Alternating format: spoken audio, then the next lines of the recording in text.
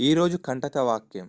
నీ దాసుడనైన నా కుటుంబము నిత్యము నీ సన్నిధిని ఉండునట్లుగా దానిని ఆశీర్వదించుము. సమూయేలు 2వ గ్రంథము 7వ అధ్యాయం 29వ వచనం. ప్రియులారా, మన దేవుడు ఆశీర్వాదాలకు మూలమై ఉన్నాడు. ఆయన పిల్లలమైన మనలను ఆయన ఎల్లప్పుడూ ఆశీర్వదించుటకు ఇష్టపడతాడు.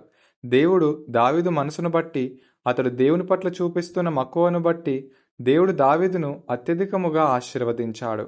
దావీదు దేవుడు తనకిచ్చిన వాగ్దానములను గురించి ఈ విధముగా సెలవిస్తున్నాడు.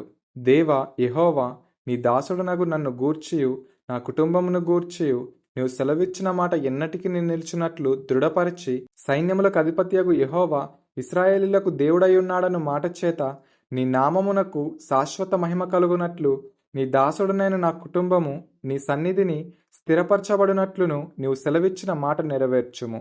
ఇశ్రాయేలీయుల దేవా, సైన్యములకు అధిపతియగు యెహోవా, నీకు సంతానము కలుగజేయుదునని నీవు నీ దాసుడనైన నాకు తెలియపరిచితివి. కనుక ఈలాగున నీతో మనవి చేయుటకై నీ దాసుడనైన నాకు ధైర్యము కలిగెను. యెహోవా నా ప్రభువా, మేలు దయచేయుదునని నీవు నీ దాసుడనైన నాకు సెలవిచ్చుచున్నావే. నీవు దేవుడవు కనుక నీ మాట సత్యము. దయచేసి నీ దాసుడనైన నా కుటుంబము నిత్యము నీ సన్నిధిని ఉండునట్లుగా దానిని ఆశీర్వదించుము. యెహోవా నా ప్రభువా, నీవు సెలవిచ్చి ఉన్నావు, నీ ఆశీర్వాదము నుండి నా కుటుంబము నిత్యము ఆశీర్వదింపబడునుగాక అని. ప్రియులారా, తన కుటుంబము నిత్యము దేవుని సన్నిధిలో ఉండాలని దావీదు ఆశిస్తున్నాడు. ఇటువంటి ఆశ ప్రతి కుటుంబ యజమానికి ఉన్నట్లయితే ప్రతి కుటుంబం గొప్పగా ఆశీర్వదింపబడుతుంది. మన పితరులలో కుటుంబ యజమానులే దేవుని యందు బహుగా శ్రద్ధగలవారై ఉండేవారు.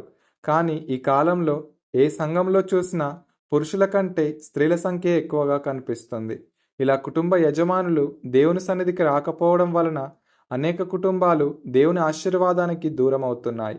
కుటుంబ యజమాని దేవుని ప్రేమించేవాడైతే ఆ కుటుంబం దేవుని వలన బహుగా ప్రేమింపబడుతుంది. అందుకే కుటుంబ యజమానులు అబ్రహాము వలె దేవుని యందు భయభక్తులు కలిగి ఉండుటకు ప్రయాసపడాలి. దావీదు వలె తన కుటుంబము కొరకు ప్రతిదినం ప్రార్థించువాడై ఉండాలి. పౌలు వలె ఆత్మల పట్ల భారం గలవారై ఉండాలి. అటువంటి అనుభవంలోనికి ప్రతి కుటుంబం రావాలని ప్రార్థించువారమై ఉందాం.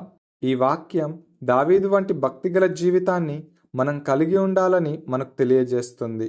గనుక ఈ రోజంతా ఈ వాక్యాన్ని ధ్యానిస్తూ కుటుంబ సమేతంగా దేవుని సన్నిధిని ఆనందించువారమై ఉందాం. అటువంటి అనుభవంలోనికి దేవుడు మనలను నడిపించునుగాక. ఆమేన్.